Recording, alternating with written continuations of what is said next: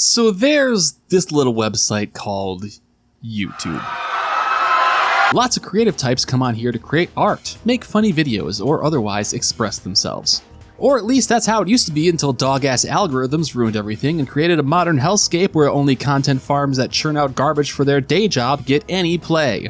I'm kinda being unnecessarily mean. There are still plenty of accounts I enjoy that do this for a day job, and they do so with great production quality and artistic care.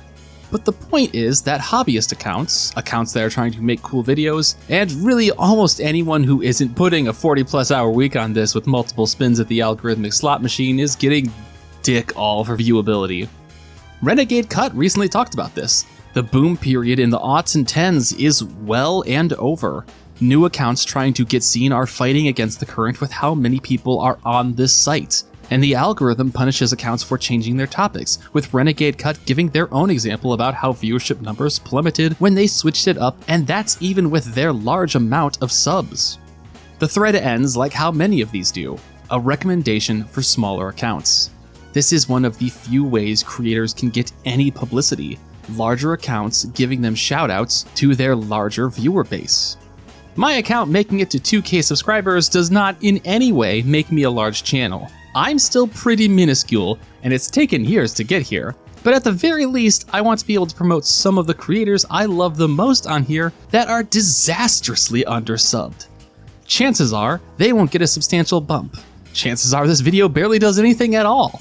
But there are so many people making stunning video works on YouTube, and it frustrates me to no end that there is not even a fucking sliver of meritocracy to reward these people for the awesome shit that they make. Everyone on here is under 5K subscribers and in dire need of being well over that number. So, without further ado, here's your new favorite channels.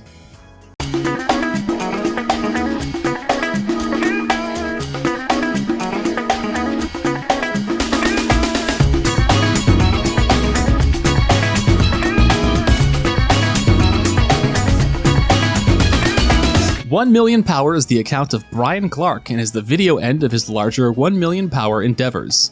Brian is a longtime Japanese translator, previously working with Mognet. I know some of you felt something seeing a website look like this again! But also features his own history as a translator for hire and magazine article translator, all of which is stored on his OneMillionPower website. While Brian's history with translation is banging on its own, the real draw behind the OneMillionPower YouTube channel is his Scrolling Down the Belt series. These videos take a chronological look at the history of the beat-em-up genre, utilizing both Brian's expertise with the genre and his ability to source Japanese quotes and interviews about the games from their time. As expected, this covers many of the games that are highlights of the era. Double Dragon, River City Ransom, Golden Axe, Kung Fu. But I think what I enjoy the most is the look at the games I've never even seen before. I'm no beat-em-up fanatic, so being able to learn about classics I completely missed, like the Ninja Warriors, is just as enjoyable as learning about ho-hum nothings that never left a mark, like Tough Turf. The joy of seeing a genre explained through its growth is learning about the evolutions that take place and getting a better appreciation about why some of the classics are as highly regarded as they are. All of which Brian explains beautifully. While Scrolling Down the Belt is OneMillionPower's main focus, Brian also has numerous supplemental works that round out his channel. Many videos discussing J-Rock and album reviews, singular videos about games he finds interesting, and my personal favorite, videos explaining how to 1cc games. Frankly, these just fucking rule. Brian does an excellent job of guiding you through games like Renegade or Gradius and teaching you how to complete them on one credit, covering not just the arcade version, but the NES version of these releases as well. He's very motivational, and by the end of the video, you will feel like you can pull this off yourself. Recommended videos are Renegade / Nekketsu Kouha Kunio-kun, tough guys moving up and down. But really, just watch all the Scrolling Down the Belt series. Sanrio meets Windjammers, Sanrio World Smash Ball. And How to Beat Renegade, Ultimate Guide. I can, you can, 1cc.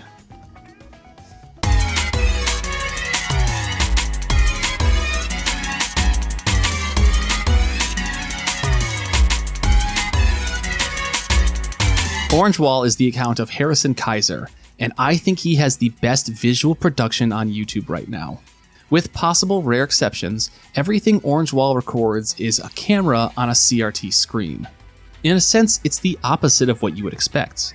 All the shots of shows or games he's recording are usually off angle or cropped tightly instead of being a full screen showcase of the material at hand.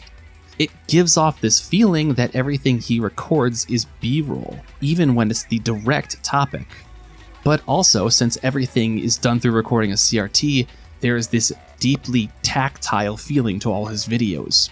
You feel more connected with the work because you can tell it is a physical machine that these works are showing up on. Pair this with orangewall's dark lighting, use of colors, and multi-panel visual designs, and you get one of the best feeling channels around today. There is a warmth of creativity to how he presents his topics that allows you to live inside that dark room, where nothing is going on other than the glow of the CRT. There's even a video about why he records this way, detailing the camera setups he uses to help mitigate scanline flickering. Some of the videos feature pixels so crispy you think you could eat them like croutons. I think orangewall's desire to connect with whatever work he's discussing comes through each time he takes a swing at the bat. Like myself, he puts a lot of importance on understanding the context of a work and how that should influence your relationship with it. But oftentimes it's less about saying that out loud and more about feeling that by using that disconnected view of a CRT screen. It's honestly powerful. It's the production design I would most love to fold into my own work if possible, because there's just so much life in the way it comes across. And let's set the stage a bit here. These videos aren't stuffy critiques either. Orangewall is a jokey, sweary narrator that interjects humor just as much as he interjects analysis. In terms of distinct visual language, there are few channels that feel as unique and lived in as Orangewall. It's truly captivating how his editing allows you to feel like you are inside that room with him. Recommended videos are: Filming CRT Pixels is the Future, Retro TV Wasn't Made for Streaming, and We'll Never Understand This Game.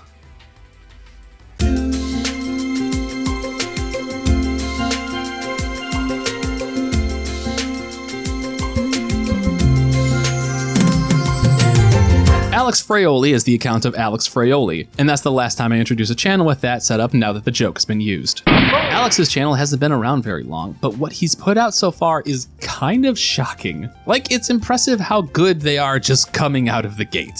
You can feel a distinct plan for how the production was crafted, and Alex seems to have nailed the marks. Part of what really bolsters these videos is that Alex has done voiceover work professionally, so the script reads and vocal performances during their videos are pretty much best in class. If you've ever booted up a Half in the Bag and enjoyed the little piano ditty that introduces the series, a lot of Alex's vibe can be described as an extension of that tone. And it's more than just the tone. Really sharp editing is employed by Alex to make for some sensational video work. But more importantly, the content itself is wonderfully articulate. If there's one aspect to AlexFraioli that I would sell them with, it's how incredibly well-researched he is. A man after my own heart in this department. Some parts of his videos are so well-researched that they border on exhaustive. Maybe it's the lines between the scenes that I can see, but I leave his works with a deep appreciation for how much time was spent covering nooks and crannies to find supplemental material to add, and doing so without ever making the video feel bloated or aimless. Both his video on nostalgia bait indie JRPGs and his video on Scootin'. Sure, you've heard about it. In the schoolyard, around the water cooler, perhaps even in your own home or compound. But what exactly is the secret behind this classic PS1 JRPG and its sequel, Scootin' Tootin'? versus its spiritual successor in Eiyuden Chronicle are critical looks that never veer into being too biting or unfair, always peering at the works from multiple angles with a list of sources that help form a full overview. And for something very different, Alex also vlogs about alcoholism. I think in a selfish sense, I really like these because to better understand a creator's work, I need to understand the creator. But these are kind of just great to see. I think I remember seeing or hearing Alex lament that there wasn't something like this out there, so decided to fill that hole themselves. You may think, well, I don't have a negative relationship with alcohol. What relevance is this to me? And I would implore you to give these a go because I think the lessons learned from them extend far further than how to put down a beer bottle. There's a lot of general life advice that can be gleaned from these vlogs, and they take a channel with an already impressive base and bump it up in quality. Recommended videos are Blanding on the Shoulders of Giants, Battle of the Dens, and New Game Plus, Episode 3, Dreams Change.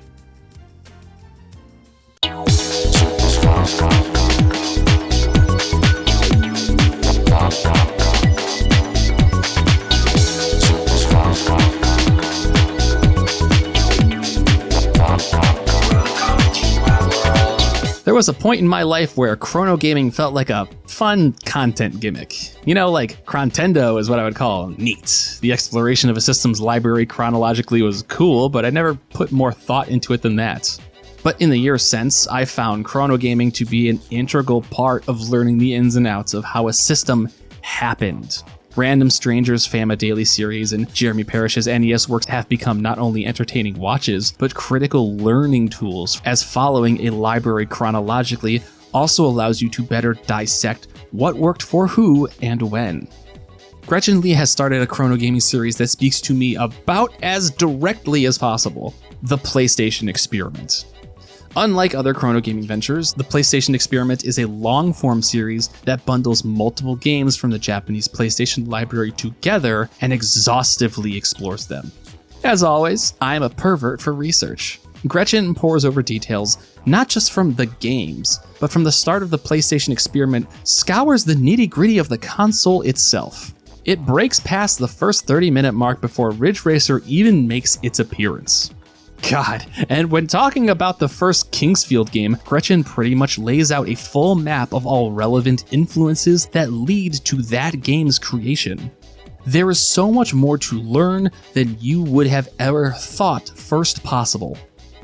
I will say that Gretchen's editing and delivery pace is maybe a touch slow for me, but in doing so, I think it grants the material the reverence it deserves. What she says is true. This is one of the most important consoles in history, and it comes from one of the most important times in history. And to further expand on that concept, I am overjoyed to mention that Gretchen has a secondary chrono gaming series called Saturn Side, covering the Saturn with the same detail as the PlayStation Experiment handles its namesake. I believe there's even a promise of a Nintendo 64 series doing the same. Sadly, Gretchen has not updated in close to a year, but I only bring this up to cut off anyone at the pass who thinks that this series has been abandoned. Gretchen has mentioned that, while on hiatus, she does intend to return to making her way through this era in gaming.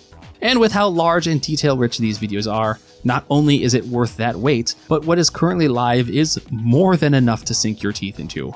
The breadth of what Gretchen is trying to do is massive, almost unfathomable, but her research, footage sourcing, and care for the topic at hand makes every game she covers worth hearing about.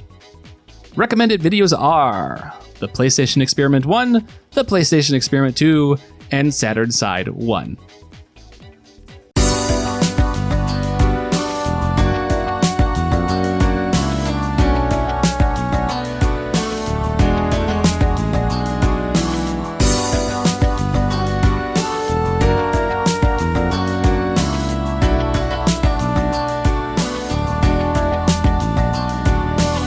Trying to describe what makes nurvuss unique is a bit challenging. The video I show you won't be anything special. The content of his video work is not inhabiting a space without comparison, and his production skills are not setting him ahead of the pack. No, see, what makes nurvuss special is something that's a bit harder to define. It's his tone. Not just his speaking tone or his editing tone, but the specific overall flavor of his work. Nurvuss feels like gaming essays by way of an 80s sitcom filtered through CMYK. Like every video was made with an episode of Cheers or Frasier on in the background.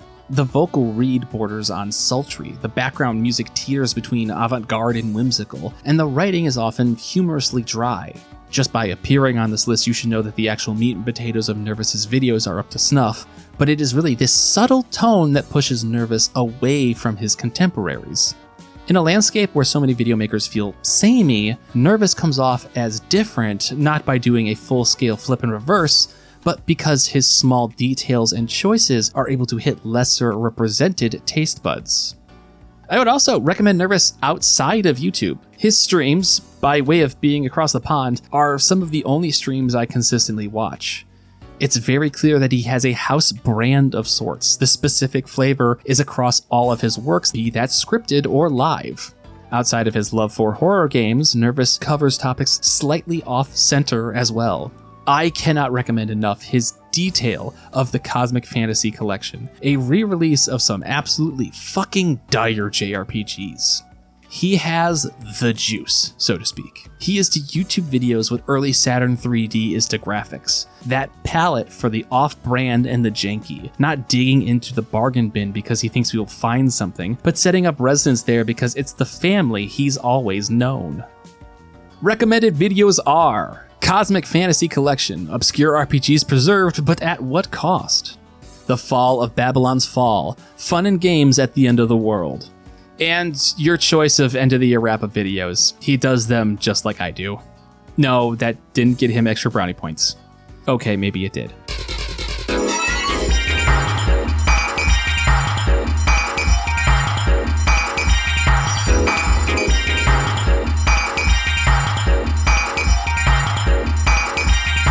Time for me to be a production pervert again. Most of the channels I promote as having great production are because they have a style that is complementary to the viewing experience. They bolster the work through their formatting of it. Base Skater is special because it's almost the opposite. The production borders on antagonistic. I hesitate to call it overproduced, because I've seen videos that are overproduced and this isn't that. But Base Skater pours in an overflow of editing effects that create this interesting push and pull with your attention. Sometimes transitional pieces are so elaborate that they take over the content, capturing your attention as you wonder what's going on. Sometimes there is a lull to these effects, allowing the topic at hand room to breathe and be targeted. It's like a camera lens dialing in and out of focus. The process of finding the right setting is able to frame the importance of what is being said. And when along for the ride, it's honestly just plain fucking impressive to see this shattered and creative approach that feels like an MLG 360 no-scope highlight reel paired against the computer age's version of trying to watch two shows at once through picture-in-picture. The content itself is a mishmash of visual novel and internet oddities, usually with a flair of being Japanese-specific. For how maximalist and bombastic these videos look, there is a legitimate learning that you can take from them. The chaos does not hinder the fact that the topics are quite interesting, and oftentimes the type of things you could only learn from an English speaker who knows Japanese. Of all the channels listed today, Base Skater may be the one that people bounce off the most. But I implore you to try and stick with it, because what is on hand is something truly special. Recommended videos are: for something a bit straightforward, watch Shizuku, the first visual novel. For something experimental and chaotic, watch weird and creepy indie games. For something slightly in the middle, kinda, watch Exploring Dead YouTube videos.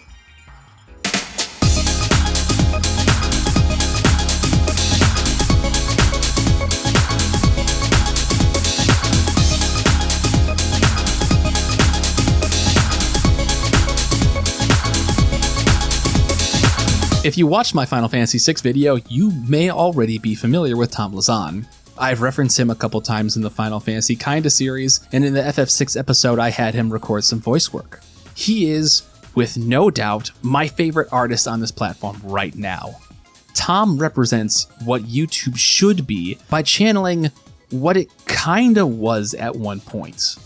While not his exclusive output, Tom's channel is primarily held down by his series Reviewing Every Final Fantasy or I Die, a collection of video reviews that well and truly cover every Final Fantasy game released. These exist somewhere between vlog and scripted content, heavily featuring Tom on camera with intercuts of gameplay footage. As the series goes on, the amount of gameplay footage will increase, but Tom on camera is maybe more of the draw here. You see, Tom is really good on camera. If he is reading a script, he's doing so better than anyone, and if he's vlogging based on notes, then his speaking ability is inspirational. There are no stutters, pauses, hims, or haws. His diction is simply fantastic. You might not notice it at first. It's the kind of thing that doesn't make itself apparent. You notice mistakes more than you notice the lack of them, if that makes any sense. But more than anything else, Tom's videos are great because they harken back to an older age of video content. His output feels so influenced by the channel awesome design of video review, an artistic expression that is now massively outdated, but still lives on in the way Tom produces his videos. The hallmarks of the age are all here. Supplemental characters also played by Tom, skits that intercut the discussion, and even a meta story that encompasses all the reviews. What's interesting is that it all feels a little different when Tom does it. Partially, it's the restraints. These things show up just a little peppered throughout. They don't dominate the space. Unlike Spoonie or Linkara or Nostalgia Critic, all of which had an influence through line of Mystery Science Theater 3000, Tom feels like the influence of those early creators without the line back to MST3K. There is something so refreshing about this. Yes, Tom's videos are great because he's an articulate reviewer of all things Final Fantasy, but there's this charm in watching the story of his show evolve. Tom needs to review every Final Fantasy before FF7 Rebirth comes out, or he dies. And this has payoff.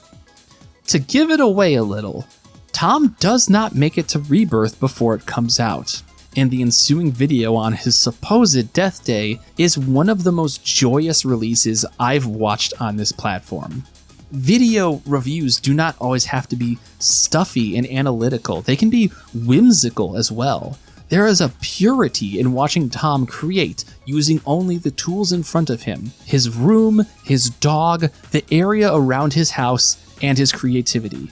When I say making videos on YouTube is art, and to not denigrate your favorite channels with the title content creator, I am talking exactly about people like Tom.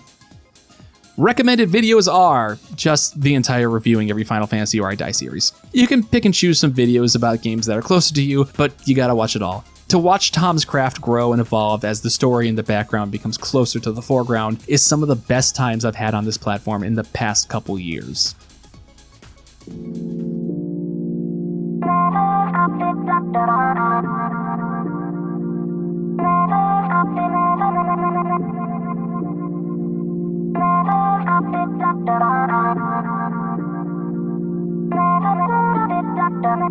Obviously, there are more channels than just these ones.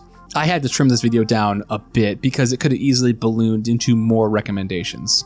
Other low sub count channels I love would be Kuso Colonel, who covers in English a lot of games that are only in Japanese, Alien Bob, who covers the obscure games, typically obscure games run and hide from, Surrealism BGM, who uploads banging tracks from otherwise unknown Renegade, Schmid Game, the Dreamcast Files, who is chrono gaming the Dreamcast, Sio, who does a bunch of work on Final Fantasy speedrunning, Cafe BGM Music, who is someone making their own music videos to City Pop using pictures and city skyline footage, and they aren't very good at it sometimes, but that's the entire charm of why they rule. And Blue Bidia Game, who is playing PS1 games in alphabetical order with simply perverse amounts of research put into everything. Also, shoutouts to Tom, who during the writing of this video put out his massive capstone to the Rephoid series and earned himself a boatload of YT winnings from it. Rightfully so, and has graduated past the 5K mark. And obviously, I follow some big channels as well. I'm not a total fart-sniffing contrarian. Love that Magellar, big fan of Civi. Pandemonium is among the best doing it right now. Dungeon Chill do be chillin' in those dungeons. Napoleon Blown Apart is holding down MMA content for the entire site, if I'm being quite honest. And Sean Shanson whips shit, although I'm biased because he took one of my excellent posts and made merch out of it. What a cool dude! What a cool dude. As endlessly frustrating as it is to be on this site, and don't get it twisted, it gets worse like every day on here, the people make it worthwhile. Like anything, it's about following and supporting those who put in the effort. And while this place may feel like it's going to burn to the ground any week now, there are still some amazing creators who are never going to get the flowers they deserve.